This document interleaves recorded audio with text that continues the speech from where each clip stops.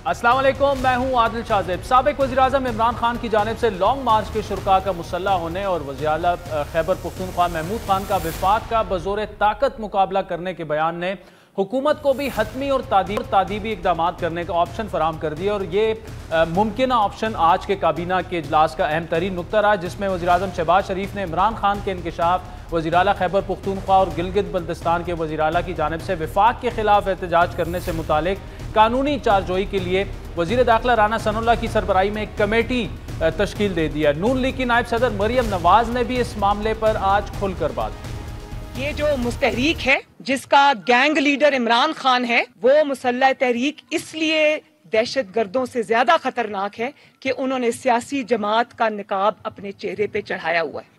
तहरीक इंसाफ के लॉन्ग मार्च की नाकामी ने हुकूमत को भी एतमाद दिया और चंद हफ्तों पहले तक जिस हुकूमत के चंद दिनों में जाने की अफवाहें गर्दिश कर रही थी, अब वही हुकूमत तहरीक इंसाफ का चारों जानिब से घेराव करते नजर आ रही है। दूसरी जानिब हुकूमत यह गिला कर रही है कि इमरान खान हुकूमत जो है वो खजाना को खाली और मखदूश माशी सूरत हाल में छोड़ गई। या यहाँ तक कहा गया कि हमारे पास तो अब जहर खाने के भी पैसे नहीं है। लेकिन आज हुकूमत की जानिब से मुल्क के तमाम बड़े अखबारात में वज़ीर-ए-आज़म के दौरे तुर्की से मुतालिक करोड़ों रुपए के इश्तिहारात ना सिर्फ गैर ज़रूरी हैं बल्कि हुकूमत के साबिका हुकूमत PTI हुकूमत से मुतालिक मौक़िफ़ को कमज़ोर भी कर रहे हैं। इधर साबिक वज़ीर-ए-आज़म इमरान खान के लॉन्ग मार्च की डेडलाइन का कल आखिरी रोज़ है। उनकी जमात में इस मुतालिक गैर यकीनी और बेचैनी की सूरत हाल है। गुज़श्ता लॉन्ग मार्च की नाकामी ने ना सिर्फ पार्टी बल्कि पार्टी के इत्तेहादियों को भी सोचने पर मजबूर कर दिया है। तभी गुज़श्ता रोज़ शाह महमूद कुरैशी की काफ लीग के रहनुमा परवेज़ इलाही से मुलाकात हुई और अंदर की कहानी के मुताबिक उन्होंने भी इमरान खान को 1 माह तक लॉन्ग मार्च ना करने का मशवरा दिया। मौजूदा सियासी सूरत हाल और मुस्तकबिल के सियासी मंजरनामे पर बात करेंगे। विफाकी वज़ीर दाखिला राना सनाउल्लाह हमारे साथ मौजूद हैं। राना साहब, बहुत शुक्रिया। क्रिमिनल एक्ट के तहत आपने मुकदमात बनाए भी हैं, क्या ये मुकदमात आगे भी मजीद आप बनाएंगे? इमरान खान के खिलाफ भी क्या बनेंगे, महमूद खान के खिलाफ भी क्या बनेंगे? और अगर ये मुकदमात बन जाते हैं तो क्या इनकी गिरफ्तारियां भी होंगी? देखिए, मुकदमात ऑलरेडी इनके खिलाफ बन चुके हैं। ठीक, जो इन्होंने ट्रेसपास किया है अटक साइड से और मियाँ वाली साइड से, और जो जहाँ जहाँ भी इन्होंने पुलिस के ऊपर जो है वो पथराव किया है या पुलिस के ऊपर इन्होंने किसी तरह से जो है वो हमलावर हुए हैं, तो वो मुकदमात जो है वो ऑलरेडी दर्ज हो चुके हैं। और मियाँ वाली साइड और जो अटक साइड है, वहाँ पे जो मुकदमात दर्ज हैं वो इनका जो अमल था उसके मुताबिक वो दहशतगर्दी के मुकदमात हैं। और उसमें जो है वो इनकी लीडरशिप के साथ साथ चंद हज़ार लोग भी इनके जो है उसमें नामज़द हैं। और इनको हम गिरफ़्तार करेंगे जब ये अब शुरू कर रहे हैं ना दोबारा ये अपनी तैयारी शारी, तो हम उन मुकदमात में जो माखूज़ हैं लोग उनको गिरफ़्तार करेंगे। लेकिन ये जो आज की बात है, मेरी तजवीज़ ये है मुअज़्ज़ज़ कैबिनेट को कि ये मामला जो है ये सिर्फ लॉ एंड ऑर्डर का नहीं है, it is something more than law and order. वो लॉ एंड ऑर्डर के तो मुकदमा दर्ज हो गए, वो हो जाते हैं रूटीन में दर्ज, जहाँ पे भी जो वाक़या होता है उसके मुताबिक दर्ज हो जाता है। ये जो है ये लॉ एंड ऑर्डर से एक अलहदा एक ऐसा अमल था जिस अमल के ज़रिए से 2 सूबों के चीफ मिनिस्टर्स ने अपने पार्टी सरबराह के साथ मिल के, अपनी पार्टी के साथ मिल के जो है वो बाकायदा वफाक के ऊपर चढ़ाई की है। वो हमलावर हुए हैं वफाक के ऊपर और उन्होंने अटैक किया है कैपिटल सिटी को एक मुसल्ला जत्थे के साथ, एक क्रिमिनल गैंग के साथ उन्होंने लश्कर कशी की है। तो ये सिर्फ कोई लॉ एंड ऑर्डर का मसला नहीं है, ये जो है ये सेडिशन है, ये waging war against the government है। और ये पाकिस्तान पीनल कोड के तहत जो है ये काबिल मुआखज़ा है, काबिल सज़ा है। लेकिन उसमें दिक्कत ये है कि इस मुकदमे के अंदराज की इजाज़त जो है वो फेडरल गवर्नमेंट जो है वो दे सकती है, इन अदर मीनिंग्स कि कैबिनेट दे सकती है। तो इसलिए ये तजवीज़ जो है वो मैंने फेडरल कैबिनेट के सामने रखी है और फेडरल कैबिनेट ने, वज़ीर-ए-आज़म ने ये बात मेरी सुनी है और उसके बाद उन्होंने इस पर एक सब कमेटी बनाई है कि वो उन शवाहद का और इस मौक़िफ़ का जो है वो जायज़ा लें और ये मौक़िफ़ अगर दुरुस्त है तो फिर अपनी रिपोर्ट कैबिनेट में पेश करें और उस रिपोर्ट के ऊपर कैबिनेट जो है वो इजाज़त देगी। और अगर इजाज़त देगी तो बिल्कुल मुकदमा दर्ज होगा ये, और इजाज़त किस लिए लेनी है। और ये प्रोसिक्यूट भी होंगे। बाकी गिरफ्तारी जो है वो तो इसमें भी लाजमी होगी, और जो बाकी मुकदमात हैं उनमें भी हो सकती है। वो दहशतगर्दी के मुकदमात हैं, गिरफ्तारी होने। राना साहब, सर्डिशन जैसे अल्फाज जो हैं बड़े सख्त हैं। आप जो कह रहे हैं कि आपके पास इसके सबूत हैं, क्या वो सबूत वीडियोस की सूरत में मौजूद हैं? दूसरा ये कि खान साहब इस वक्त पेशावर में हैं, KP के वज़ीर आला भी वहीं मौजूद हैं। अगर गिरफ्तारी का फैसला हो जाता है, वहाँ से आप कैसे गिरफ्तार करेंगे उन्हें? देखिए जी, मुकदमा दर्ज हो जाए, मुकदमा दर्ज हैं तो उसमें जब अदालत से हम वारंट लेंगे तो उसको इम्प्लीमेंट करने के लिए फिर जो है वो जो भी वसाइल मैसर होंगे उसके मुताबिक जो है वो फिर अमल करेंगे। लेकिन गिरफ्तारी की जो है वो पोजीशन को ये देखते हुए फिर जी गिरफ्तारी किस तरह से करेंगे, तो मुकदमा दर्ज करने से तो पीछे नहीं ना हटना चाहिए। मुकदमा दर्ज करें, गिरफ्तारी का मरहला उसके बाद आएगा, जो वो मरहला जब आएगा फिर देखा जाएगा। लेकिन शुरुआत तो हो ना। ये कोई मजाक है कि कोई आदमी जब भी उठ के तो वो कहे कि जी मैं आ रहा हूँ, मुसल्ला लोगों को साथ लेके आ रहा हूँ और मैं जनाब अपना जो है वो तहो बालो कर दूँगा हर चीज़ को। तो हमारे पास तो खैर जो सबूत हैं सो हैं। अब तो ये इसका एतराफ़ जुर्म आ गया है। अब ये कह सकता है कि इसके साथ मुसल्ला लोग नहीं थे, और अगर मुसल्ला लोग थे तो वो किस मकसद के लिए लाया था उनको यहाँ पे? क्या मकसद था यहाँ पे, यानी शहर पे जो है वो चढ़ाई करने का, आने का? तो ये तो एक ओपन एंड शट केस है, 2 जमा 2 4 है। ये इस बात को जुटला ही नहीं सकता, ये इनकार ही नहीं कर सकता, ये कहेगा ही नहीं कि ये मैंने नहीं कहा था कि मेरे साथ लोग मुसल्ला हैं, मैंने नहीं कहा था कि वहाँ पे जाके इस तरह से आपने रेड जोन को ब्रेक करना है और उसके बाद फिर ऐसे होगा तो फिर ऐसे होगा। तो ये सारी चीज़ें जो है ये बिल्कुल इसमें तो कोई शुबे वाली। राना साहब, आप जो कुछ कह रहे हैं इस सब कुछ के बावजूद दोबारा से वो लॉन्ग मार्च की तैयारियां कर रहे हैं। कल KP के वज़ीर आला ने साफ कह दिया कि इस बार लॉन्ग मार्च में वो KP की फोर्स इस्तेमाल करेंगे। अगर वो वहां से KP पुलिस को लेकर आ गए तो ये तो सूबा और रियासत आमने सामने आ जाएंगे। क्या करेगी हुकूमत ऐसी सूरत में? तो चले आप मुझे ये बताएं कि उसने आइन के तहत इलेक्शन नहीं लड़ा, कानून के तहत इलेक्शन नहीं लड़ा, उसने हल्फ नहीं उठाया उसने। और अब आप मुझे बताएं कि ये जो मामला है, जो उसने ये बात की है, ये बात करना ही जुर्म है, बाकी अमल करना तो उसके आगे की बात है। तो आप मुझे बताएं कि ये लॉ एंड ऑर्डर की सूरत हाल है या ये मसला जो है ये लॉ एंड ऑर्डर से हल होगा? यही वो चीज़ है जो मैंने आज जो है वो तजवीज़ पेश की है। तो अब इसके बाद ये कहना कि ये लॉ एंड ऑर्डर की सूरत हाल है, या ये कहना कि जी ये सियासी बयान हो, ये सियासी बयान तो ये तो नहीं है सियासी बयान, या ये उनका एहतजाज है, तो ये ना एहतजाज है, ना सियासी बयान है, ना कोई पॉलिटिकल एक्टिविटी है, ना ये लॉ एंड ऑर्डर की सूरत हाल है। ये बिल्कुल waging war against the government है, ये सेडिशन है, ये बगावत है, और इसको जो मुतल्लका दफ़ात हैं पाकिस्तान पीनल कोड में ये काबिल सज़ा है, उसके मुताबिक इसको जो है वो डील किया जाए। लेकिन साहब, इससे पहले सुप्रीम कोर्ट में के जो अहकामात थे उनको आने और H9 में जलसे की इजाज़त मिली, तो और ये उनका जमहूरी हक भी है। लेकिन आपने आज ये कहा कि ये हुक्म जो है सुप्रीम कोर्ट से ये धोखाधड़ी और गलत बयानी से जारी किया गया। अब कल वो फिर सुप्रीम कोर्ट में एक पिटीशन लेके जा रहे हैं कि उन्हें इजाज़त दी जाए। अगर सुप्रीम कोर्ट ने उन्हें आने की इजाज़त दे दी तो फिर तो आपको अलाउ करना पड़ेगा। देखें, अगर सुप्रीम कोर्ट कहती है कि इनको आने दें तो सुप्रीम कोर्ट का हुक्म तो हमारे ऊपर नाफिज है।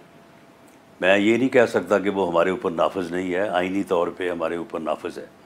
लेकिन मामला ये है कि अगर फिर यहाँ पे ये आके उस फैसले की आड़ में यहाँ पे आके अगर ये कोई तबाही करते हैं तो फिर आप ख़ुद फैसला कर लें कि उसकी फिर ज़िम्मेदारी हमारे ऊपर है, या फिर इनको इजाज़त देने वाला जो ऑर्डर है वो फिर इस बात की ज़िम्मेदारी उस पर होगी।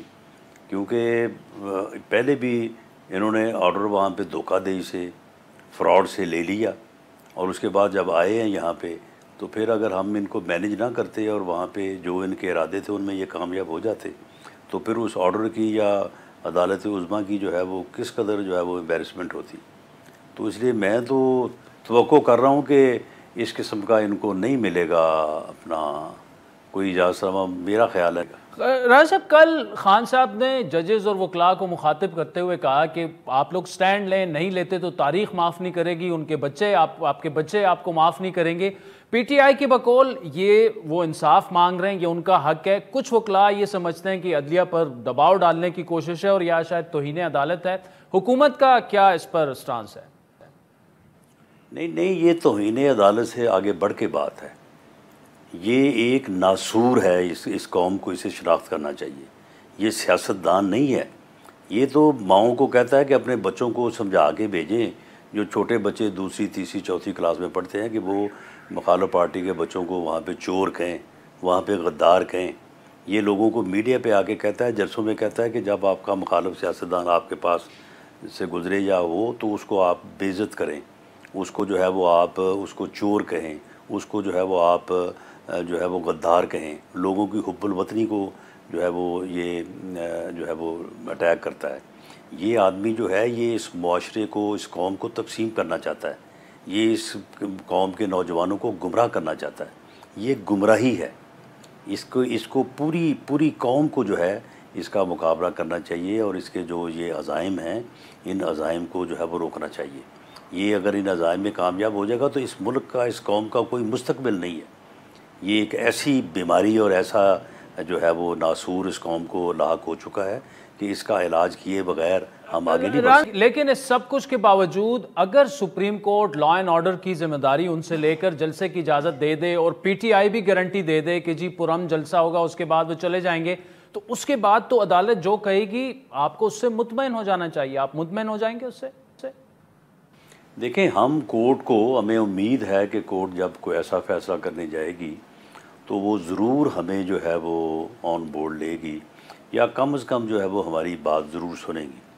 हम कोर्ट को ये 10 बदस्ता ये अर्ज़ करेंगे कि इसकी बात पे एतबार ना करें, और इससे अगर आपने कोई गारंटीज़ लेनी है तो वो फिर एक सॉलिड गारंटीज़ जो है वो होनी चाहिए, ताकि ये अपनी बात से निकल ना सके। इसने आपके हुक्म को पहले इसने वायलेट किया है, फ्लाउट किया है उसको, और ये आपसे कुछ वादा, बाद में कुछ बातें, बाद में तो ये यहाँ तक कह देते हैं कि जी कोर्टें कौन होती हैं हमें ये बताने वाली कि हमने कहाँ जाना है और कहाँ नहीं जाना।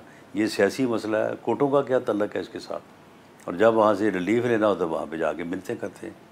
तो हमें पूरी उम्मीद है कि हमें सुना जाएगा और उसके बाद हमारे ख़दशात को पेश नज़र रखते हुए ही कोई फ़ैसला या इनको इजाज़त दी जाएगी, और उसमें तमाम तर वो कंडीशंस मौजूद होंगी जो हमारे ख़दशात हैं।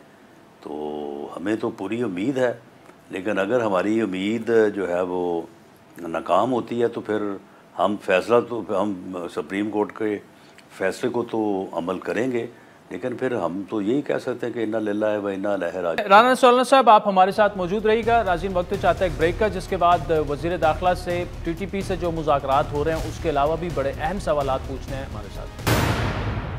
वेलकम बैक नाज़रीन। वफाकी वज़ीर दाखिला राना सनाउल्लाह साहब हमारे साथ मौजूद हैं। राना साहब, बहुत शुक्रिया। ये बताइएगा कि टीटीपी से भी मुज़ाकरात हो रहे हैं, किस स्टेज पर वो पहुँच चुके हैं, क्या मुआहिदा होने के करीब है, कुछ उसकी अपडेट्स अगर आप हमारे साथ शेयर करना चाहें। देखें, वो बड़ा एक हसास मामला है जी। उसके ऊपर कैबिनेट या प्राइम मिनिस्टर की अप्रूवल या इजाज़त के बगैर उसके ऊपर बात नहीं हो सकती। लेकिन बहरहाल ये मामलात जो हैं ये बिल्कुल in the best interest of the nation and country जो है वो हमेशा जो है वो ये चीज़ें होती रहती हैं कि ताकि मुल्क में अमन जो है वो प्रमोट हो। ठीक है साहब, आइन और कानून के दायरे में रहते हुए अगर टीटीपी के बहुत से लोग जो हैं वो तस्लीम कर लें पाकिस्तान के आइन को, क्या ऐसा कोई प्लान है कि उन्होंने जो कुछ लोग उनमें से ऐसे हैं बहुत बड़े बड़े जराइम किए हैं, उनको क्या आम माफ़ी देना ठीक होगा अगर हुकूमत ये फ़ैसला कर लेती है तो? देखें, ये तो फिर उस फैसले का जो है वो उस फैसले का कंटेस्ट बताएगा कि वो फ़ैसला जो है अगर वो किसी जगह पे कॉम्प्रोमाइज़ करता है तो किन किन जगहों पे वो बेनिफिट करता है, और जो बेनिफिट करता है उनकी क्या कीमत है, और जो आप चीज़ छोड़ रहे हैं उनकी क्या कीमत है। तो ये तो फिर उसके बाद ही फ़ैसला हो सकेगा ना। ये फ़ैसला कोई पहले से कोई लाइन के नहीं किया जा सकता। अच्छा, स्पीकर साहब ने पीटीआई के लोगों को जो कि मुस्ताफी हुई 6 जून से इस्तीफों की तस्दीक के लिए तलब कर लिया है। पीटीआई तो ये कह रही है कि हमें आप तलब भी ना करें, हम असेंबली में नहीं बैठेंगे, आप उनको मंजूर कर लें। उसके बाद एक बड़ा चैलेंज राना साहब ये होगा कि ज़िमनी इलेक्शन अगर आप जाएंगे, इतनी बड़ी तादाद में ज़िमनी इलेक्शन करवाना ये तो तकरीबन बड़ा मुश्किल काम है। नहीं, कोई ज़िमनी इलेक्शन चैलेंज नहीं है और इनको चैलेंज करना भी नहीं चाहिए। ये खुद कहते रहे कि पूरी की पूरी अपोजिशन अगर इस्तीफ़ा दे दे तो हम इलेक्शन करवा देंगे, कोई मसला नहीं होगा। तो अब हमारे इलेक्शन करवाने के ऊपर क्यों इनको परेशानी है। बाकी ये है कि इसमें से 12-13 लोग तो ऐसे हैं कि जिन्होंने on the floor of the house मुख्तलिफ मीडिया से बात करते हुए मुख्तलिफ जगहों पे ये बात का इजहार किया है कि हम जो है वो इस्तीफ़ा हमने दे दिया है, अपने इस्तीफ़े की तस्दीक की है। तो स्पीकर साहब को उनके लिए तो फर्दर तस्दीक की ज़रूरत नहीं है।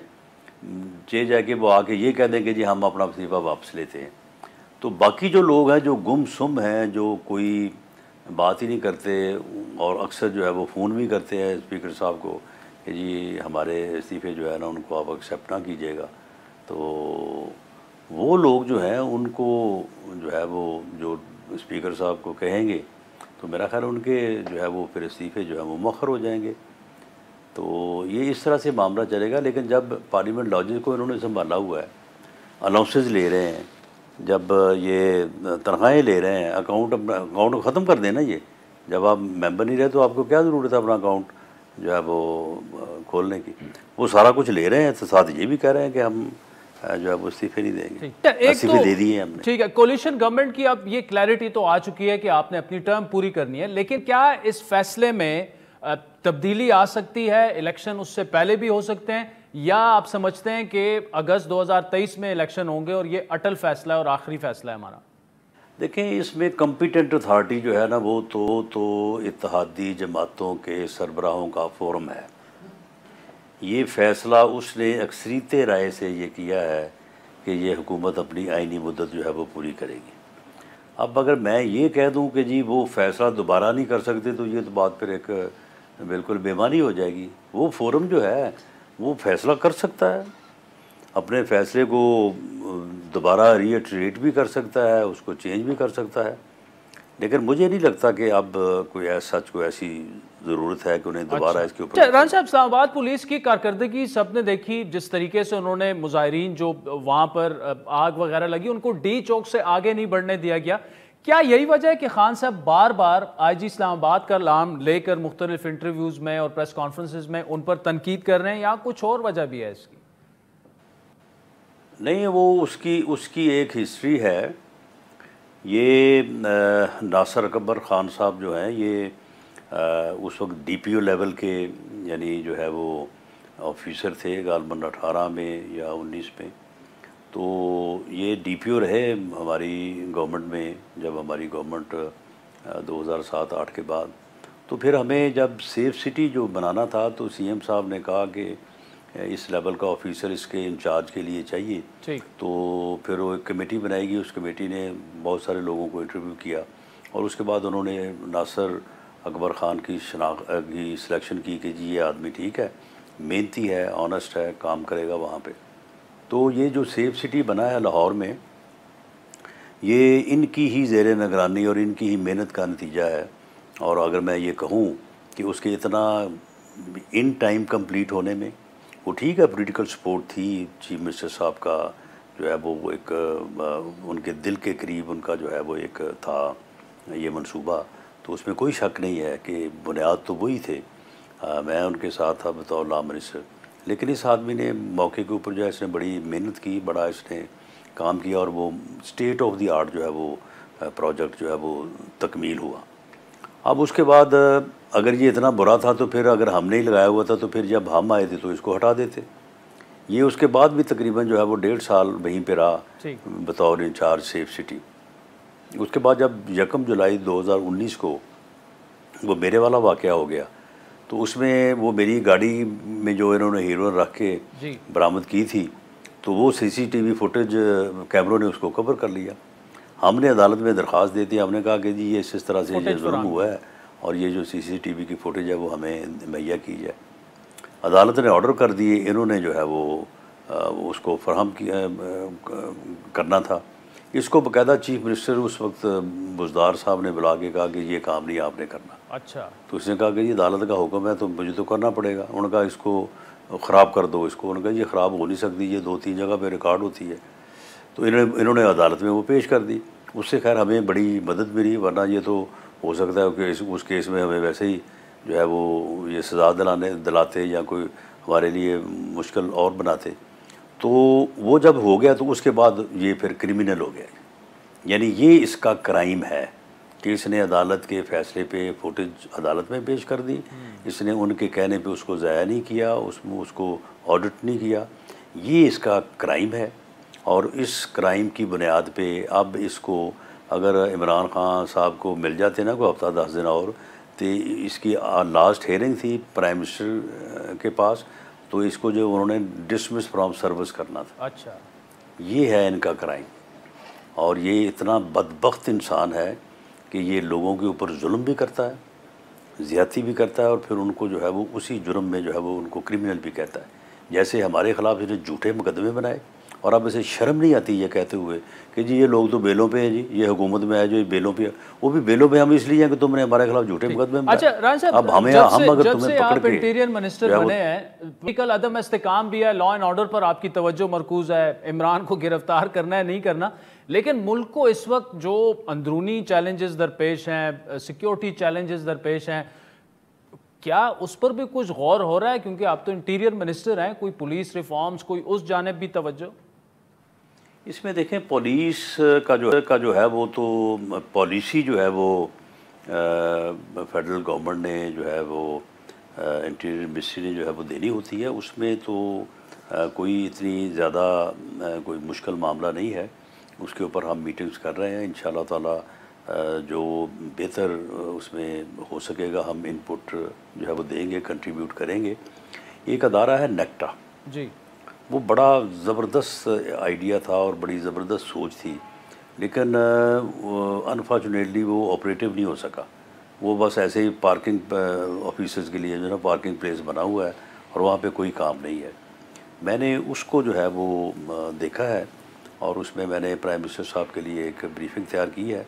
एक रकम तो दरकार होगी, लेकिन उसके बाद वो नेक्टा जो है वो फ़ाल हो जाएगा, और अगर वो अदारा जो है वो फ़ाल हो जाता है तो वो एक बहुत बड़ा संग मील होगा, और दहशत गर्दी के ख़ास तौर पे जो वाक़यात हैं उनके लिए जो है वो बहुत उसकी एक मौसर कार है वो सामने आ सकती है। अच्छा राना साहब, इस्लामाबाद में स्ट्रीट क्राइम जो है वो बहुत बड़ा मसला रहा है, खुसूसन साल 2 साल में तो बहुत ज़्यादा स्ट्रीट क्राइम में इजाफा हुआ, डकैतियाँ वगैरह। फिर जो सेफ सिटी इस्लामाबाद का प्रोजेक्ट है वो उस तरह से मुकम्मल नहीं हो पाया, तो क्या इस पर भी कुछ प्लान्स वगैरह हैं? क्योंकि अगर कैपिटल में ये ऐसी वारदातें कम ना हों तो बड़ा एक सवालिया निशान उठेगा। जी, इस पर मैंने नासर अकबर साहब से कहा है कि आप एक जो है वो एक तो ये है कि इस्लामाबाद पुलिस की जो ऑपरेशनल कैपेसिटी है उसको बेहतर बनाने के लिए जो है वो आप तजावीज़ लाएं। फिर जो ये सेफ सिटी जो CCTV कैमरेज़ का मामला है वो भी बड़ा नाक़िसा है, उसको अगर हम परफेक्शन के साथ उसको मुकम्मल कर लें तो वो एक बहुत बड़ा संग मील होगा इस शहर से जराइम की बेहतरी के लिए। तो दूसरा ये है कि हम इस फोर्स की तनख्वाहें जो हैं जो कि पंजाब पुलिस के बराबर नहीं है, और ये बड़ा उनका जायज़ मुतालबा है, तो हम इनकी तनख्वाहें जो है उनको भी बढ़ा रहे हैं। बाकी जो फोर्स के जो ऐसे मामलात हैं जिनके ऊपर उनकी कारकर्दगी का दारोमदार उनको बेहतर कर रहे हैं। ठीक, चलें, वज़ीर दाखिला राना सनाउल्लाह साहब, thank you so much for joining अस। नाज़रीन, वक्त भी चाहता है एक ब्रेक का, जिसके बाद आपसे दोबारा वेलकम बैक। नाज़रीन, इस वक्त PTI की रहनुमा मलिका बुखारी साहब हमारे साथ मौजूद है। मलिका साहबा, thank you so much for joining अस। कल खान साहब ने अपने एक इंटरव्यू में कहा कि लॉन्ग मार्च में कुछ लोगों के पास असला था और इस बयान को लेकर काफ़ी तनकीद हुई। आज तो हुकूमत ने कमेटी बना दी है, उनके बयानात का जायज़ा लेगी, और राना साहब तो यहाँ तक कह गए कि ये तो बगावत के मुतरादिफ है, खुसूसन जो KP के वज़ीर आला ने कहा। किस तरह से देख रही है PTI ये सब कुछ? पहले तो राना सनाउल्लाह और पाकिस्तान मुस्लिम लीग नवाज़ की जो आला क़यादत है वो फ़िरौनियत, यजीदियत और आमिराना रवैये की अक्कास हैं। ये हैं कि जमहूरियत के अंदर जमहूरी आवाज़ का नारा लगाने वाले, आइन और कानून की बालादस्ती का नारा लगाने वाले कैसे आमिर के चेहरे कैसे होते हैं। तो ये जमहूरियत के लिबादे में आमिर बैठे हैं। जिस किस्म का इन्होंने पाकिस्तान तहरीक इंसाफ के वर्कर्स के ऊपर तशद्दुद किया, उनके ऊपर शेलिंग की, हमारे घरों की चादर और चार दीवारी को पामाल किया, इसकी नज़ीर पाकिस्तान की तारीख़ में इससे पहले आपको किसी भी जमहूरी हुकूमत के दौर के अंदर नहीं मिलेगी। तो हमें बिल्कुल भी ताज्जुब नहीं हो रहा कि इनकी जो काबीना है उसके अंदर ये चीज़ ज़ेरे गौर आई है कि पाकिस्तान तहरीक इंसाफ के जो वर्कर्स हैं और लीडरशिप है उनको गिरफ़्तार करना चाहिए। देखिए, हम वो सियासी जमात हैं जिसने बड़े बड़े इज्तिमा किए, हमने पाकिस्तान की तारीख़ के सबसे बड़े जलसे किए, हमने तहरीकें चलाई, लेकिन हमने कभी भी तशद्दुद नहीं किया। हमने अपने एहतजाज को पुरअमन रखा, हम आईनी तकाज़ों में यकीन रखते हैं और आगे भी हमने ऐसे ही बढ़ना था। जहाँ तक असले की बात है, आई थिंक उसके ऊपर वजाहत आ गई है कि वज़ीर आज़म, साबिक़ वज़ीर आज़म और मुस्तक़बिल के वज़ीर आज़म जब अपनी तहरीक को आगे बढ़ा रहे थे तो उनके साथ 3 वज़ीर आला थे, 2 वज़ीर आला थे और आज़ाद जम्मू एंड कश्मीर के वज़ीर आज़म भी थे। उनके साथ उनकी फ़ोर्स थी, उनके साथ उनकी प्रोटेक्शन के लिए अफसरान थे जिनके पास ऑफ कोर्स असला था। तो अगर ये असले का इस्तेमाल होता दोनों तरफ तो जाने जाती। इमरान खान वो लीडर है जिसने पाकिस्तान के अंदर अमन को तरजीह दी, पाकिस्तान को पहले रखा और अपनी तहरीक को पीछे रखा, अपने वर्कर्स को मायूस किया। लेकिन साहब यहाँ पर सवाल ये कि जब केपी के वज़ीर आला उठकर ये कहेंगे कि हम केपी की फोर्स इस्तेमाल करेंगे लॉन्ग मार्च में, तो ये तो खुदा ना ख्वास्ता रियासत और सूबा आमने सामने आ जाएगा। यहाँ भी पुलिस और रेंजर्स तैनात होंगी इस्लामाबाद में। अगर वो फोर्स लेकर आ जाते हैं तो ये किस जानिब आप मुल्क को लेके जाएंगे? लेकिन इस नहज पे हम आए हैं क्यों शाहज़ेब? मेरा आपसे और सवाल है पाकिस्तान मुस्लिम लीग नवाज़ और PDM के रहनुमाओं से, ये जो मजमुआ है 12 जमातों का, उनसे मेरा एक सवाल है कि इस नहज पे चीज़ें आई ही क्यों कि खैबर पख्तूनख्वा के वज़ीर आला को ऐसा बयान देना पड़ा अपने दिफा के लिए? ऐसा क्यों हुआ कि पाकिस्तान के अंदर जो पंजाब की पुलिस फोर्स है उसको आपने गुल्लू बट बनाकर एक सियासी जमात, पाकिस्तान की सबसे बड़ी सियासी जमात के वर्कर्स, सपोर्टर्स, मेंबर्स और लीडर्स सा किया? ऐसा क्यों हुआ कि आपने 5 पाकिस्तान तहरीक इंसाफ के सपोर्टर्स का कत्ल किया?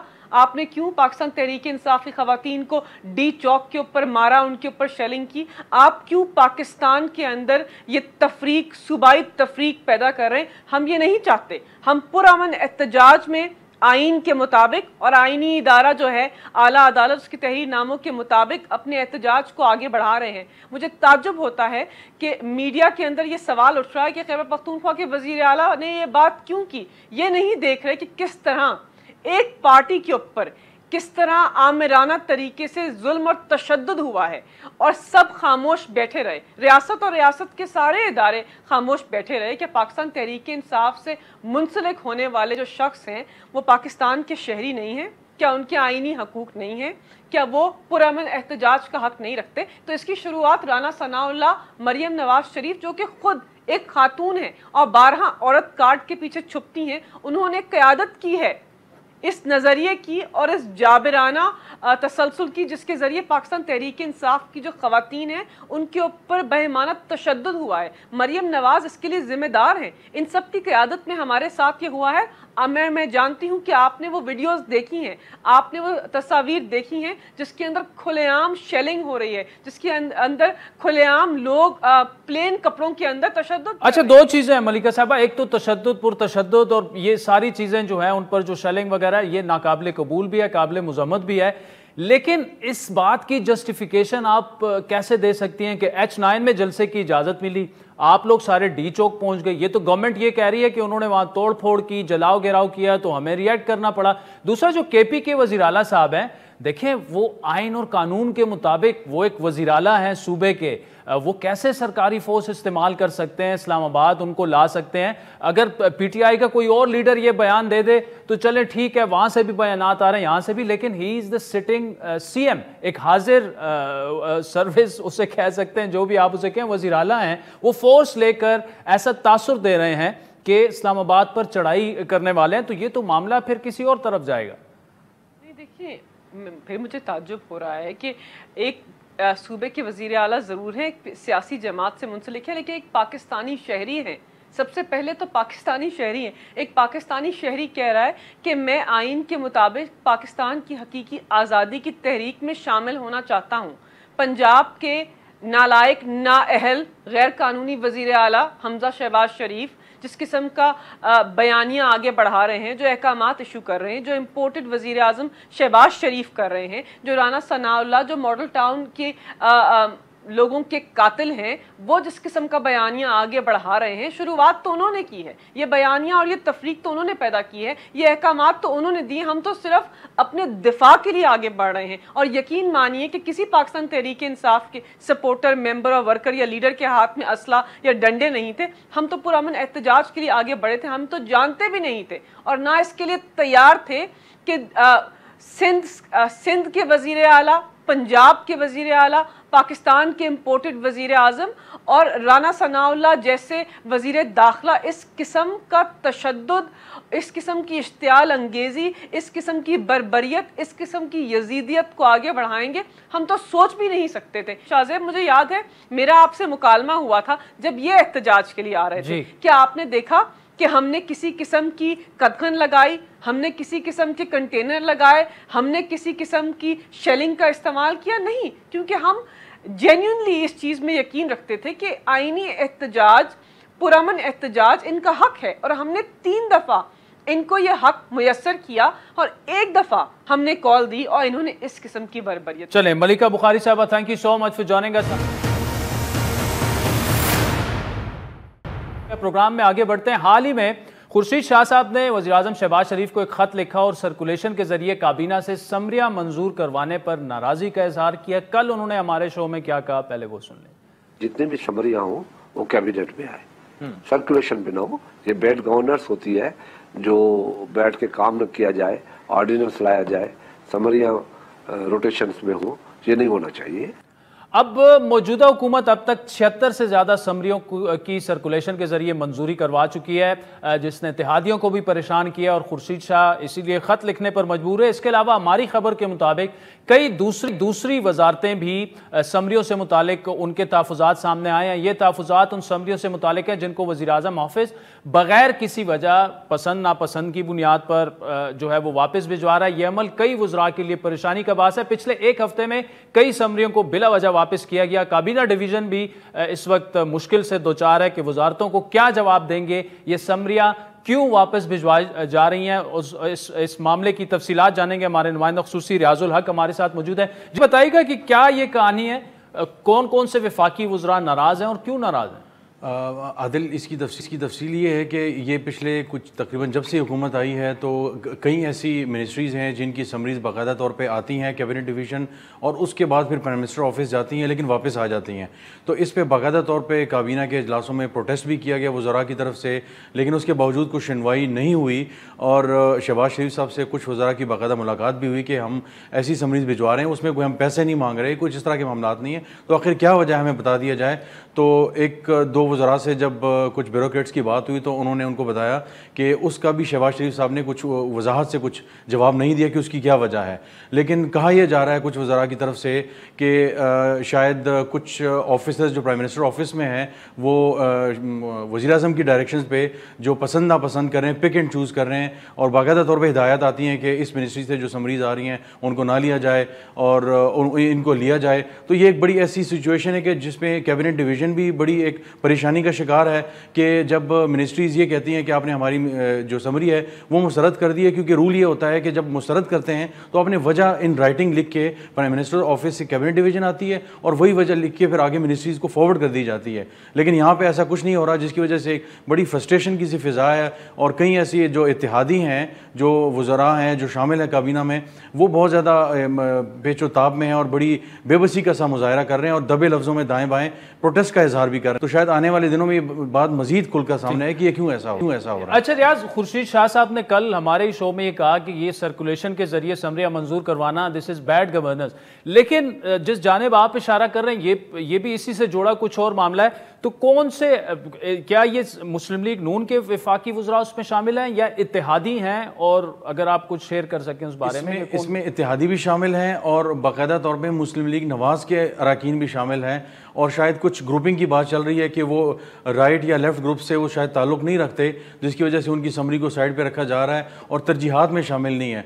इसी तरह आने वाले दिनों में कहा यह जा रहा है कि कुछ जो डेवलपमेंट फ़ंड्स की बात चल रही है, गो के इस दफ़ा खर्च करने को उतना नहीं है, लेकिन उसमें भी पिक एंड चूज़ की बातें चल रही हैं। कुछ ब्यूरोक्रेट्स को कहा गया है कि प्लानिंग कमीशन में के फ़ंड्स वगैरह को देखा जाए, उसमें काफ़ी ज़ोर लगाया जा रहा है। जो मिनिस्टर्स जो ज़रा करीबी हैं वज़ीर आज़म के, वो चाहते हैं कि उनके जो फ़ंड्स हैं वो रिलीज़ हों और उनके मनसूबे अप्रूव हों। जो बाकी हैं वो ज़रा साइड लाइन हो गए हैं, जिनमें इत्तेहादी भी शामिल हैं। तो आने वाले दिनों में ये फ़ंड्स के मामला भी बड़े खुलकर सामने आएंगे, और इससे नुकसान ये हो रहा है कि जो इत्तेहादी और जो मुस्लिम लीग नवाज़ के जो वज़रा हैं वो बड़े परेशान हैं, क्योंकि उस कैंप में वो शामिल नहीं है। और तो ये बात अभी शायद बिटवीन द लाइन्स है, लेकिन आने वाले हफ्तों में शायद ये बात मजीद खुलकर भी सामने आ जाए। चलें, रियाजुल हक, thank you so much for joining अस। नाज़रीन, आज के प्रोग्राम पर आपके मुंतज़िर रहेंगे। हमारा ट्विटर हैंडल है @आदिल। मुझे इजाज़त दीजिए। हर पीर से जुमेरात अपने पसंदीदा show live with Adil Shahzeb को YouTube पर देखने के लिए डॉन न्यूज़ के ऑफिशियल YouTube चैनल पर आएं और सब्सक्राइब करके बेल आइकॉन भी प्रेस करें।